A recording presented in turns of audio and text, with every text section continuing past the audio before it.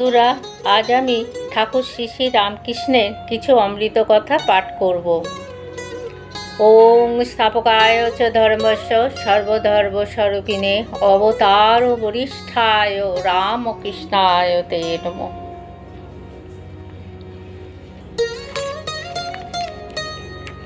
রামলাল দাদা বলছেন, একদিন ঠাকুর আমায় বলছে, হিন্দুস্থানীদের মতো মোটা হলুদ মাখা পইতে পরিয়ে দে। তা পইতে এনে হলুদে চুবিয়ে গ্রন্থি দিয়ে পরিয়ে দিলাম। তিনি একখানা চাপা ফুলের রঙে চোবানো লাল পেরে কাপড় পরেছিলেন। হলদে চোবানো কাপড় তিনি পরতে বড় ভালোবাসতেন।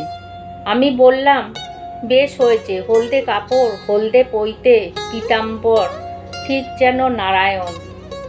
তিনি হেসে বললেন, দূর, ও কথা কি বলতে আছে? আমি বললাম, কেন, ও তো বেশ হয়েছে, পীতাম্বর নারায়ণ। তিনি বললেন, না না। আরেক দিনের ঘটনা, সেজবাবু মা কালীকে হার গড়িয়ে দিয়েছিলেন।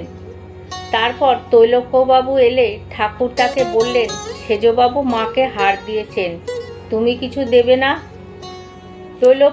তৈলক্যবাবু মাকে সোনার পায়জর গড়িয়ে দিলেন। মাকে পরানো হলো, চমৎকার দেখতে লাগলো। একদিন ঠাকুর ঘর থেকে বেরিয়ে দক্ষিণের বারান্দায় উঠোনে নামবার যে সিঁড়ি, মন্দিরের দিকে মুখ করে ঠাকুর ওখানে বসে আছেন। এমন সময় তিনি দেখতে পেলেন মা পায়জর পায়ে দিয়ে মন্দিরের সেই উপরে উঠে উঠোনের দিকে পা বাড়াচ্ছেন। ঠাকুর অমনি চিৎকার করে বলে উঠলেন, হাত বাড়িয়ে বারণ করার মতো, পড়বি গো পড়বি, ব্যাস, কে আর কে দেখে। তখনই ঠাকুর সমাধিস্থ। ঠাকুর সাধারণত ভোর 3টে বা 3:30 সময় উঠে পড়তেন এবং তিনি বিছানা ছেড়ে উঠলে রামলাল দাদা বলছে, আমিও ঘুম থেকে উঠে পড়তাম। যখন তিনি ঝাউতলায় শৌচে যেতেন, আমি এগিয়ে যেতাম অথবা গাড়ু ও গামছা নিয়ে তার পেছনে যেতাম। তারপর তিনি পুকুরে যেতেন এবং কাপড় ছেড়ে ঘাটের ওপরে পা ঝুলিয়ে বসতেন। আমি তার কাছে জল আনতাম এবং তিনি মুখ হাত পা ধুতেন।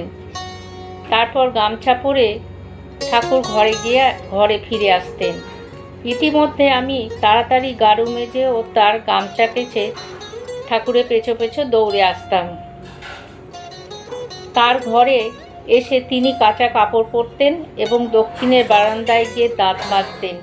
তারপর তিনি হাতের চেটোতে একটু গঙ্গা জল নিয়ে মাথায় ছিটিয়ে দিতেন আর বলতেন, ব্রহ্মবাড়ি ব্রহ্মবাড়ি। বন্ধুরা, আজ আমি এখানেই পাঠ শেষ করলাম। জয় ঠাকুর, জয়।